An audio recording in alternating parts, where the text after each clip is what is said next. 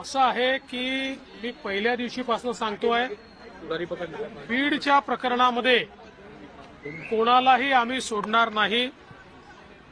ज्याचा संबंध आढळेल, ज्या ज्या प्रकरणात आढळेल त्या प्रत्येकावर या ठिकाणी कारवाई करण्यात येईल। अतिशय कडक कारवाई करण्यात येईल। गुंडांचं राज्य आम्ही चालू देणार नाही।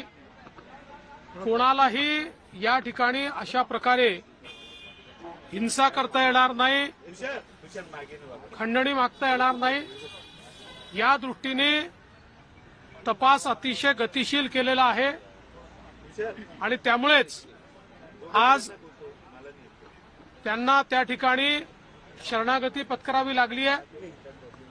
आता हत्येतले जे आरोपी फरार आहे त्यांना पकडण्याकरता देखील वेगवेगळ्या टीम्स या पूर्णपणे कामी लागलेल्या आहेत आणि कुठलाही आरोपी आम्ही त्या ठिकाणी सोडणार नाही, सगळ्यांना शोधून काढू।